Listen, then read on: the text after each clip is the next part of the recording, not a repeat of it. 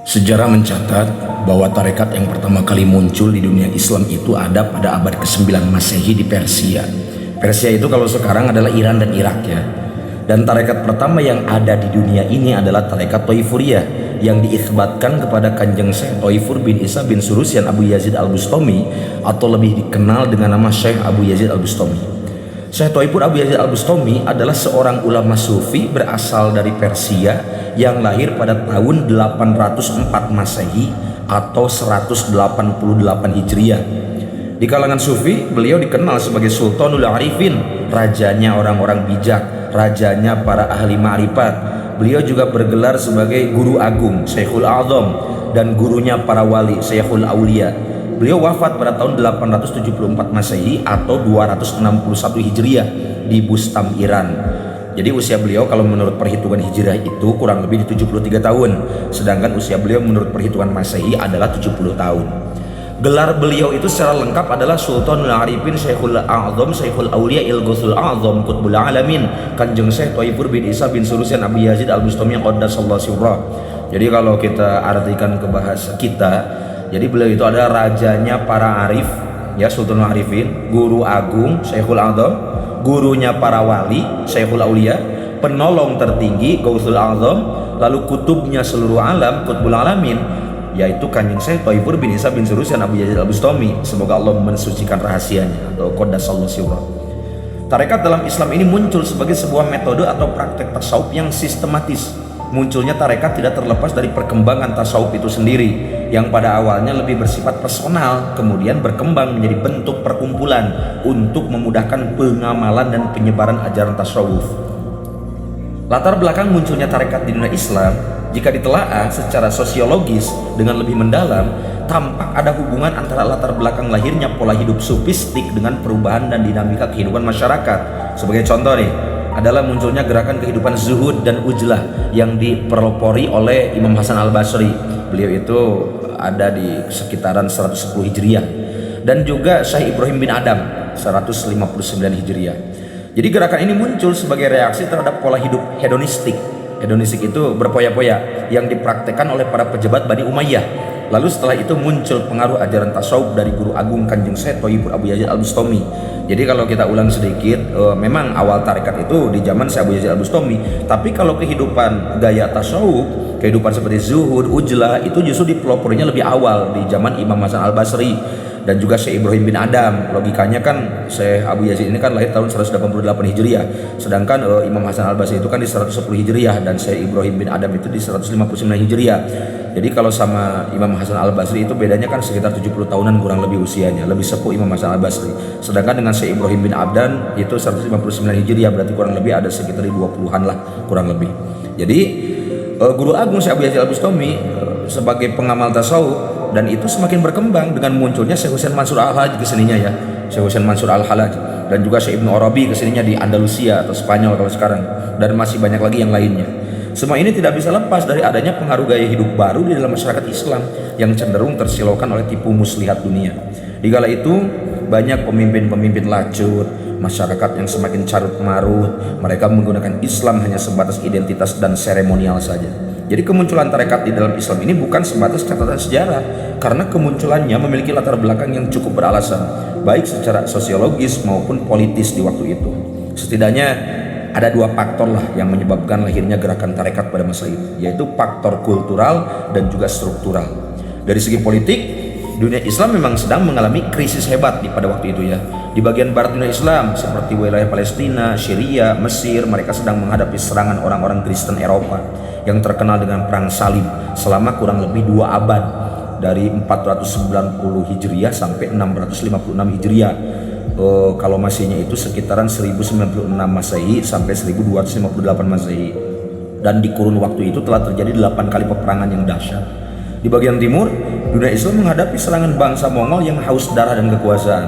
Gerombolan pasukan Tatar ini melahap setiap wilayah yang dijarahnya. Demikian juga halnya di Baghdad sebagai pusat kekuasaan dan peradaban Islam di masa itu. Jadi situasi politik kota Baghdad tidak menentu karena selalu terjadi perebutan kekuasaan di antara para amir Turki dan dinasti Buwihi. Secara formal memang khalifah memang masih diakui, tetapi secara praktis penguasa yang sebenarnya berkuasa adalah para amir dan para sultan. Jadi khalifah-khalifah, raja ya raja gitu, kesannya itu seperti itu. Nah, keadaan yang buruk ini disempurnakan keburukannya dengan penyerangan Hulagukan yang memporak-porandakan pusat peradaban umat Islam. Tragedi ini terjadi pada tahun 1258 Masehi. Jadi para ulama tarekat dan jutaan umat Islam dibunuh. Baghdad yang pada waktu itu menjadi salah satu tempat peradaban umat Islam berhasil diluluhlantahkan oleh kekejaman Hulagukan. Dalam tragedi penyerbuan Hulagukan ke wilayah dunia Islam, khususnya dalam penaklukan Baghdad tahun 1258 Masehi, korban itu dari kalangan umat Islam itu sangat besar dan dianggap sebagai salah satu bencana paling kelam dalam sejarah peradaban Islam. Perkiraan jumlah korban bervariasi dalam sumber-sumber sejarah karena catatan pada masa itu tidak selalu konsisten. Namun para sejarawan sepakat bahwa jumlah korban di Baghdad saja diperkirakan antara 200.000 hingga lebih dari 1 juta jiwa. Mayoritas korban adalah umat Islam, termasuk ulama fuqaha, ulama sufi, santri, wanita, anak-anak, dan warga sipil. Banyak madrasah, masjid, perpustakaan, dan karya ilmu pengetahuan dihancurkan. Bahkan seperti perpustakaan Baitul Hikmah yang menyimpan ribuan manuskrip dibakar dan dilempar ke sungai Tigris. Sumber-sumber sejarah ini berasal silakan sedulur-sedulur bisa buka di Ibnu Katsir dalam Al-Bidayah wa Nihayah, menyebut pembantaian ini sangat luas dan kejam. Adahibi dan juga Ibnu Athir menggambarkan suasana mencekam. Kota penuh mayat, sungai Tigris berubah warna karena tinta kitab dan darah. Stephen Runciman dan sejarawan barat memperkirakan sekitar 800.000 sampai 1 jiwa yang tewas. Hulagu ini adalah cucu Genghis Khan sedulur, yang memimpin ekspedisi Mongol ke barat. Ia menggulingkan tahta Khalifah Al-Mu'tasim, Khalifah Abbasiyah terakhir di Baghdad. Tragedi ini mengakhiri kekhilafahan Abbasiyah secara de facto dan merupakan awal runtuhnya supremasi politik Islam Sunni di kawasan tersebut. Jadi di masa itu yang berkuasa adalah kekhalifahan Abbasiyah. Pimpinan kekhalifahan Abbasiyah saat dibantai oleh Hulagukan pada tahun 1258 Masehi adalah Khalifah Al-Musta'sim. Ia adalah khalifah terakhir dari dinasti Abbasiyah yang berkuasa di Baghdad. Penyerangan dan penjarahan Baghdad oleh pasukan Mongol di bawah pimpinan Hulagukan mengakhiri kekuasaan Abbasiyah dan menandai berakhirnya era kejayaan mereka. Lalu ada hikmah nggak? Ada hikmah ruhani nggak di balik runtuhnya Baghdad? Ya, tragedi berdarah di tahun 656 Hijriah atau 1258 Masehi ini telah tercatat dalam lembaran sejarah umat bahwa pada tahun 656 Hijriah, kota Baghdad sebagai mahkota peradaban Islam, pusat ilmu dan cahaya kebijaksanaan, telah tenggelam dalam lautan darah dan abu kehancuran di tangan pasukan Hulagukan, cucu dari Genghis Khan yang datang seperti badai dari timur. Di singgasana yang sepi dari kewibawaan ruhani, duduk seorang khalifah yang bernama Al-Musta'sim Billah. Jadi ia adalah pewaris tahta agung Bani Abbas, namun tidak mewarisi kejernihan basiroh para pendahulunya. Diceritakan oleh para imam sejarawan bahwa ia seorang yang lemah dalam azmun keteguhan, tumpul dalam kebijakan, dan terkepung oleh para pembisik istana yang menjauhkan dia dari suara ulama dan orang-orang soleh. Jadi dalam masa pemerintahannya suara azan memang masih bergema, namun ruh syariat mulai memudar di jantung kekuasaan. Kitab-kitab masih ditulis dan dibacakan, namun tidak lagi menjadi suluh penerang dalam kegelapan kebijakan. Majelis sebenarnya masih ramai, tapi ruhnya kosong dari hakikat dan ma'rifat. Maka turunnya musibah bukanlah semata-mata peristiwa duniawi, melainkan isyarat langit bahwa bangunan yang ditinggalkan ruhnya pasti akan runtuh sedulu. Imam Ibnu Jauzi, beliau berkata, kerajaan tanpa adab adalah bangkai yang belum dikubur, dan kekuasaan tanpa kebijaksanaan adalah fitnah yang ditunggu ajalnya. Apakah Allah tidak kuasa menjaga kota suci ilmu seperti Baghdad? Ya tentu kuasa. Kuasa Allah itu meliputi segala sesuatu. Namun ketika para pemimpin lalai dan umat menjauh dari hakikat ubudiyah, maka Allah datangkan cambuk sejarah agar mereka yang hidup sesudahnya bisa mengambil pelajaran. Dalam nalar suluk, tragedi ini adalah bentuk dari tajalli al-qahar, penampakan sifat maha perkasanya yang menghancurkan bangunan sombong agar ruh kebenaran kembali mencari jalan pulang. Pelajaran ruhani yang bisa kita ambil, kekuasaan tanpa ruh adalah debu. Bila pemimpin hanya menjadi simbol tanpa jiwa kepemimpinan yang bersandar pada ilmu, hikmah, dan amanah, maka kekuasaan itu hanya tinggal menunggu saat kehancurannya. Umat yang jauh dari ilmu dan suluk akan terjebak pada dunia lahir dan yang fana. Ketika kitab dibaca tanpa diamalkan dan masjid ramai namun pasar lebih menggema, maka hancurnya peradaban adalah pengingat, bukan sebuah kebetulan. Allah tidak mendolimi siapapun, tapi manusialah yang mendolimi dirinya sendiri dengan membiarkan kegelapan batin melingkupi cahaya ilahi dalam jiwa dan masyarakatnya. Maka menangisnya langit Baghdad bukan hanya karena darah yang tumpah, tapi karena cahaya ma'rifat telah lama redup sebelum pedang Mongol tiba. Dan barang siapa membaca sejarah hanya dengan mata lahir, ia akan melihat kehancuran semata. Tapi barang siapa membacanya dengan mata batin, ia akan melihat tajalli Allah yang mengajarkan kebangkitan lewat kehancuran. Jadi tragedi Baghdad dan kebangkitan ruhani melalui terah Mongolia Sultan Berkekan nih ada nih pencerahan, ada nih harapan yang lahir di masyarakat Muslim di Baghdad pada waktu itu. Nah, jadi begini sedulur, tragedi Baghdad di satu sisi menjadi kebangkitan ruhani melalui siapa? Melalui terah Mongolia yang lain, ya bukan Hulagukan tapi Sultan Berkekan. Beliau adalah cucu Genghis Khan yang masuk Islam. Nasab dan latar belakang keluarga Hulagukan nih. Hulagukan itu kan lahir tahun 1217 ya, sampai 1265 Masehi. Jadi dia itu adalah cucu dari Genghis Khan. Genghis Khan itu lahir di tahun 1162 dan meninggal pada 1227 Masehi. Pendiri dari pemimpin pertama Kekaisaran Mongolia yang dikenal luas karena kekuatan militernya yang brutal dan ekspansi imperiumnya yang luar biasa. Jadi pada masa itu memang Mongolia ini hampir menguasai sekitar 60-70% dunia, saudara. Genghis Khan ini kan memiliki 4 orang putra nih, Jochi Khan, Chagatai Khan, Ogedei Khan, dan Tolui Khan. Dari putra keempatnya yaitu Tolui Khan lahirlah 4 putra penerus dinasti, yaitu Mongke Khan, Kubilai Khan, Hulagu Khan, dan Arik Boke Khan. Maka nasab Hulagu Khan secara lengkap adalah Hulagu Khan bin Tolui Khan bin Genghis Khan. Nah, sedangkan Sultan Berkekan adalah cahaya Islam dalam dinasti Mongol. Di tengah kekerasan dan gelapnya kekuasaan Mongol, muncullah satu sosok cucu Genghis Khan yang justru menjadi cahaya petunjuk bagi umat Islam.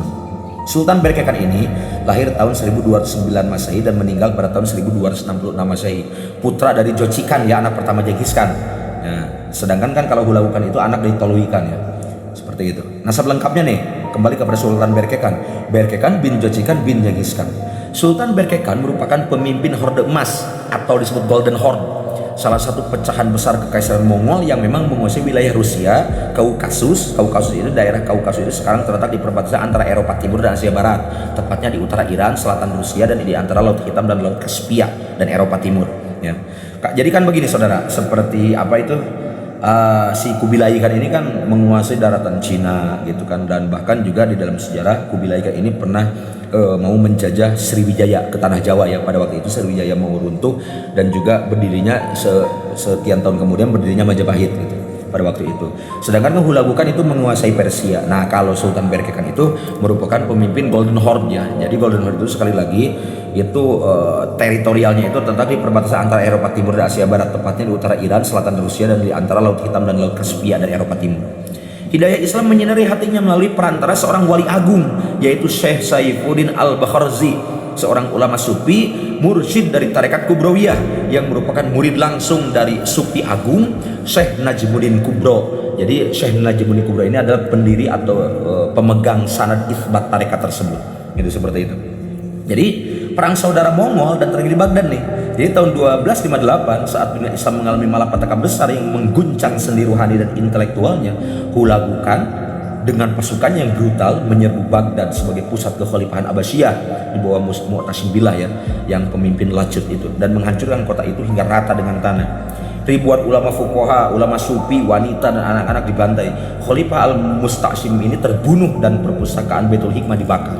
Tragedi ini menandai tajalli sifat Al-Qahar yang maha menghancurkan sebagai pelajaran ruhani atas lemahnya kepemimpinan umat dan jauhnya masyarakat dari hakikat agama. Berkekan yang telah memeluk Islam merasa marah dan tersayat hati melihat kehancuran Baghdad. Ia menganggap serangan itu ya bukan hanya serangan politik, tapi juga agresi terhadap umat Islam dan kehormatan kaum muslimin. Latar belakang perang Berkekan nih, perang Berke Hulagu nih, mohon maaf. Pertama, yang menjadi latar belakang perang saudara ini adalah tragedi Baghdad tahun 1258 Masehi, penjarahan dan pembunuhan masalah oleh Hulagu terhadap umat Islam. Lalu kematian Mongke Khan 1259 Masehi menyebabkan perebutan tahta antara Kubilai Khan dan Arik Boke Khan yang pada akhirnya memicu perang saudara Toluid ya. Nah, ingat ya, Tolui Khan. Nah, itu jadi kan Hulagu dari Tolui Khan anak Genghis Khan. Gitu ya, ini harus digarisbawahi. Sedangkan kan kalau Sultan Berkekan ini kan anak dari Jochi Khan ya, seperti itu. Perang Berke, Hulagu, dan perubahan sejarah nih. Karena itu Sultan Berkekan bangkit. Ia menolak ekspansi Hulagu ke negeri Syam, Palestina, Yordania, Suriah, Libanon.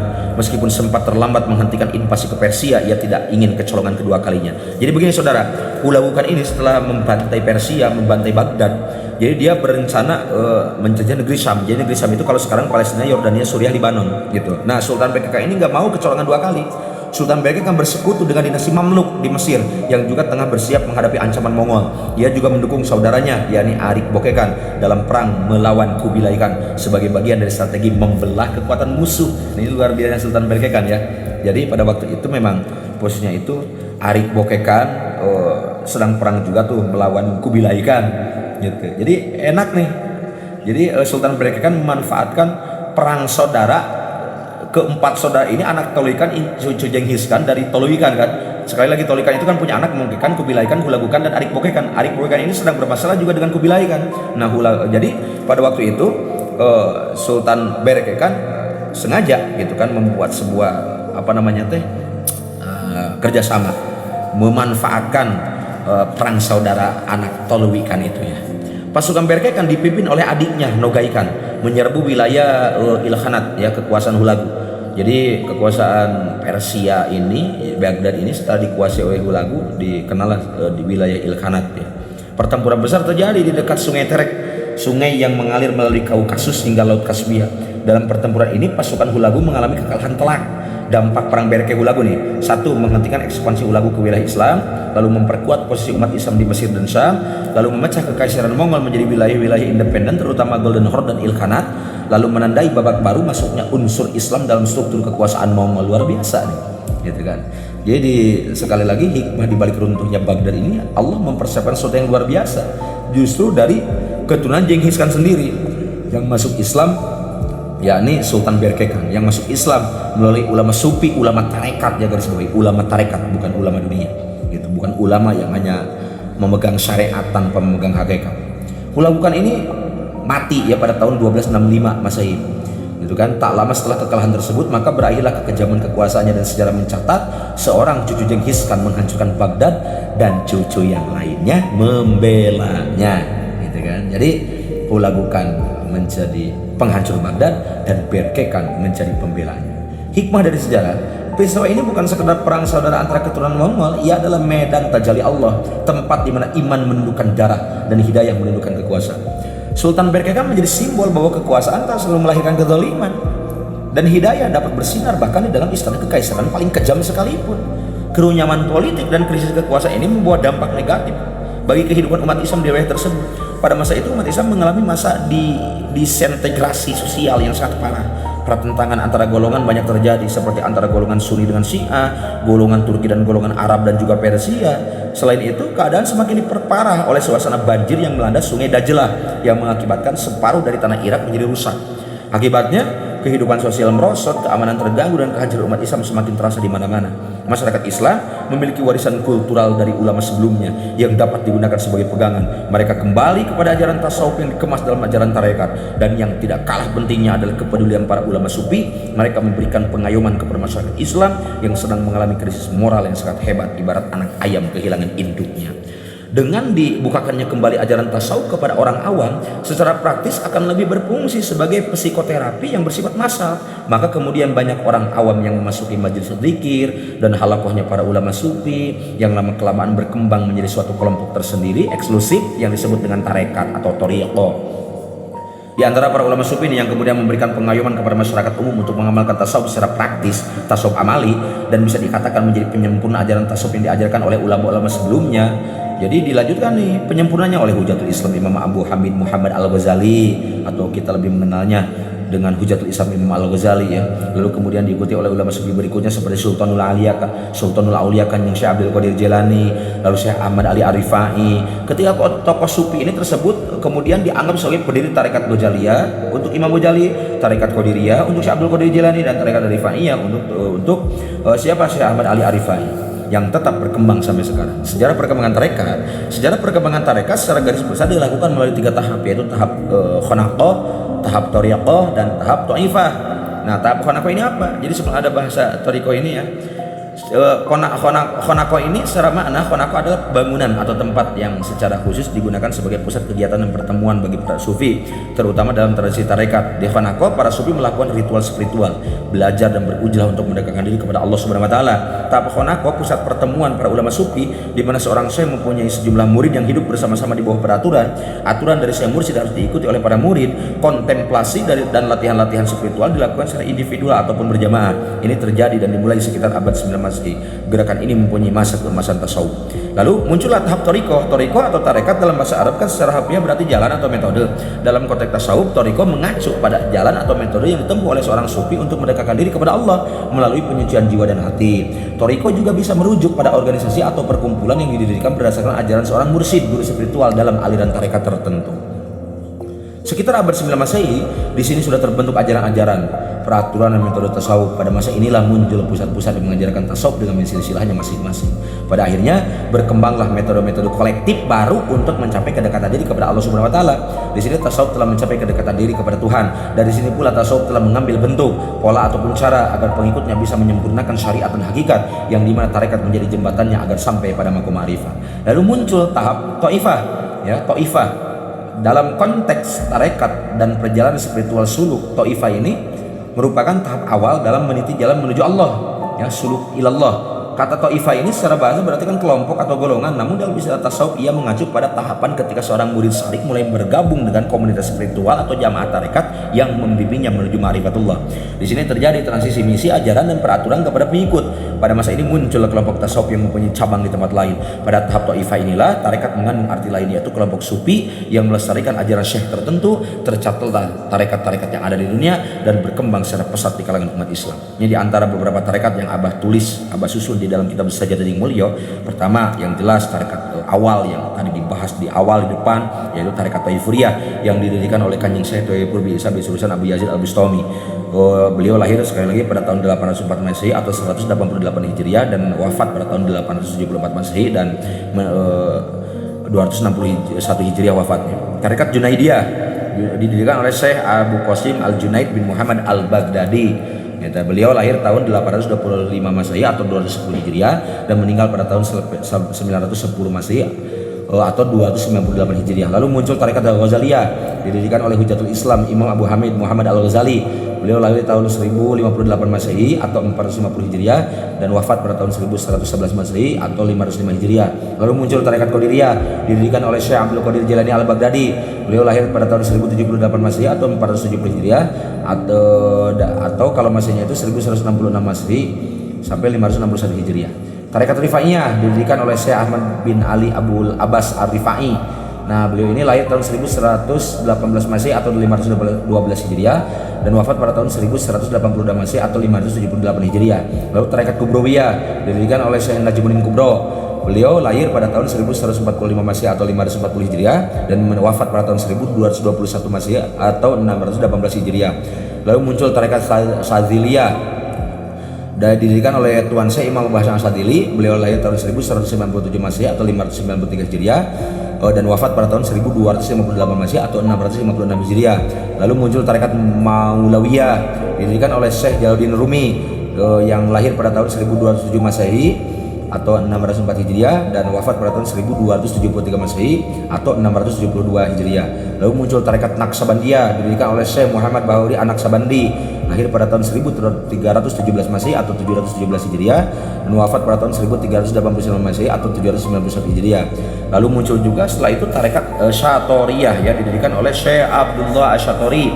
Beliau lahir pada tahun 1004. Beliau kelahirannya tidak diketahui, cuman wafatnya diperkirakan tahun 1485 Masehi atau 890 Hijriah. Lalu muncul tarekat Samaniyah didirikan oleh Syekh Muhammad Abdul Karim As-Samani. Beliau lahir tahun 1718 Masehi atau 1130 Hijriah dan wafat pada tahun 1775 Masehi atau 1189 Hijriah. Lalu muncul tarekat Tijaniyah didirikan oleh Syekh Ahmad At-Tijani. Beliau lahir pada tahun 1737 Masehi atau 1150 Hijriah dan wafat pada tahun 1815 Masehi atau 1230 Hijriah. Lalu muncul tarekat Idrisiyah didirikan oleh Syekh Ahmad bin Idris Al-Fasi Al-Hasani. Beliau lahir pada tahun 1758 Masehi atau 1172 Hijriah dan wafat pada tahun 1837 Masehi atau 1253 Hijriah. Lalu muncul tarekat Sanusiyah didirikan oleh Syekh Muhammad bin Ali As-Sanusi. Beliau lahir pada tahun 1787 Masehi atau 1202 Hijriah dan wafat pada tahun 1858 Masehi atau 1276 Hijriah. Jadi Abah hanya mencatat sekitar 14 tarekat, tapi perlu diketahui tarekat itu banyak, bahkan sampai ada 300-an lebih di dunia. Dan di Indonesia saja yang familiar ada 44 lebih, ada 40-an lebih. Dan tarekat-tarekat ini yang tadi Abah sebut dari 14 tarekat ini adalah tarekat yang katakanlah paling familiar. Kecuali Taifuriyah Taifuriyah yang tarekat Abah pegang itu memang tarekat awal yang ada. Pertama ada tarekat yang diisbatkan sekali lagi kepada Syekh Abu Yazid Al-Bustami. Logika saja beliau lahir di tahun 188 Hijriah, tapi pertama juga tarekat yang enggak ada gitu, karena tarekatnya termasuk tarekat khos, tarekat berat, dan sekarang muncul lagi yang sekarang Abah sebarkan seperti itu. Dan kayaknya di dunia cuma Abah doang yang pegang tarekat pertama yang ada ini, tarekat Taifuriyah. Dan memang karena konsep ajarannya itu berat luar biasa. Jadi intinya masih banyak lagi lah tarekat-tarekat lainnya yang tersebar di seluruh dunia yang tidak mungkin dijabarkan di sini semua karena saking banyaknya, apalagi jika dijabarkan dengan cabang-cabangnya. Karena ada tarekat yang dari satu tarekat itu ada cabang-cabang lainnya. Itu kebanyakan kalau Abah sebut semuanya. Jadi Abah hanya menyebut 14 di kitab Sajdatun Mulyo ini yang Abah susun. Jadi pada hakikatnya semua tarekat memiliki tujuan yang sama, dan yang membedakan hanyalah cara, jalan atau metode yang berbeda. Jadi setiap pendiri tarekat yang menjadi isbat tarekat tersebut memiliki cara, pola, jalan atau metode masing-masing untuk sampai bermarifat kepada Allah, dan cara-cara itulah yang diajarkan kepada murid-muridnya. Jadi suatu yang menjadi kepastian bahwa metode atau jalan tarekat-tarekat tersebut yang perlu digarisbawahi adalah tetap akan bersandar kepada Al-Quran dan Sunnah. Sebenarnya munculnya banyak tarekat dalam Islam pada dasarnya sama dengan latar belakang munculnya banyak madhab dalam urusan fikih, termasuk dalam urusan teologi. Berkembanglah madhab-madhab yang disebut dengan firqoh. Jadi begini sedulur, munculnya tarekat itu sebenarnya nggak usah bingung, karena sama aja dengan seperti urusan fikih, itu kan madhab disebutnya. Urusan teologi atau akidah atau ilmu kalam itu kan disebutnya itu firqoh. Nah kalau di urusan tasawuf itu disebutnya thariqah gitu. Seperti munculkan dalam urusan firqoh juga Murji'ah, Mu'tazilah, Khawarij, Syiah, Farabi, Asy'ariyah, Maturidiyah, Qadariyah, Jabariyah, dan masih banyak lagi yang lainnya. Itu katakanlah 9 saja yang terkenal. Di sini istilah yang digunakan bukan madhab tetapi firqoh kalau urusan teologi ya. Di dalam fikih juga kan berkembang banyak firqoh yang disebut dengan madhab seperti madhab Hanafi, Maliki, Syafi'i, Hambali, bahkan Zahiri dan Syi'i. Di dalam tasawuf juga berkembang banyak madhab yang disebut dengan thariqah atau tarekat. Thariqah dalam tasawuf jumlahnya jauh lebih banyak jika dibandingkan dengan perkembangan madhab dan firqah dalam urusan fikih dan kalam atau teologi. Oleh karena itu dapat dikatakan juga bahwa tarekat memiliki kedudukan atau posisi yang sama sebagaimana madhab dan firqah di dalam syariat Islam. Saudara-saudara yang diberkahi Allah, perlu diingat juga bahwa kita harus berhati-hati terhadap orang-orang yang mencatut nama tarekat namun tarekat itu sesat. Hati-hati ya. Peringatan untuk berhati-hati terhadap tarekat sesat adalah penting, karena tarekat atau thariqah dapat menyimpang dari ajaran Islam yang benar jika tidak berpegang pada Al-Quran dan Sunnah. Tarekat yang menyimpang dapat menyesatkan pengikutnya dan membawa mereka pada ajaran yang batil. Pentingnya memahami tarekat, di mana tarekat itu adalah sebagai jalan, yaitu jalan atau metode yang ditempuh seseorang untuk mendekatkan diri kepada Allah Subhanahu wa taala. Tujuan utama tarekat adalah membersihkan hati dari sifat-sifat buruk dan menghiasinya dengan sifat-sifat terpuji, serta berusaha untuk mendekatkan diri kepada Allah Subhanahu wa taala. Nih, Abah contohkan di dalam kitab Sajdatun Mulyo di antara tanda-tanda tarekat yang sesat. 1. Menyimpang dari Quran dan Sunnah. Tarekat yang tidak berlandaskan pada ajaran Al-Quran dan Sunnah atau bahkan bertentangan dengan keduanya, maka tarekat itu patut ditinggalkan dan jangan diikuti. 2. Penyimpangan akidah. Jika tarekat mengajarkan keyakinan yang bertentangan dengan akidah Islam yang benar, seperti mengakui adanya nabi baru atau ajaran lain yang menyimpang dan tarekatnya keluar dari akidah Ahlussunnah wal Jamaah, maka tarekat itu patut ditinggalkan dan jangan diikuti. 3. Menyepelekan urusan syariat. Jika ada tarekat yang menyepelekan urusan syariat Islam seperti mengatakan tidak perlu sholat karena sholat hanya untuk tingkatan awam, maka tarekat itu patut ditinggalkan dan jangan diikuti. Ini sering Abah bahas ya. Lalu bagaimana sikap terhadap sikap kita terhadap tarekat-tarekat yang sesat? 1. Waspada dan hati-hati. Masyarakat perlu waspada berhati-hati terhadap tarekat yang ajarannya sesat dan menyimpang. 2. Meminta bimbingan ulama yang lurus. Jika ragu terhadap suatu tarekat, mintalah bimbingan dari ulama yang lurus, yang terpercaya dan memiliki pemahaman yang mendalam tentang ajaran Islam. 3. Meninggalkan tarekat sesat. Jika terbukti ada tarekat yang menyimpang dari ajaran Islam, segera tinggalkan dan jauhi tarekat tersebut. Kesimpulannya, tarekat adalah jalan yang baik jika ditempuh dengan cara yang baik, dengan berlandaskan pada ajaran Islam yang benar. Bahkan mengikuti tarekat bisa menjadi wajib untuk menyempurnakan syariat dan hakikat agar sampai pada marifat. Kullu ma yutawassalu bihi ilal wajibi fa wajibun. Segala sesuatu yang menjadi perantara untuk mencapai suatu kewajiban, maka perantara tersebut juga menjadi wajib.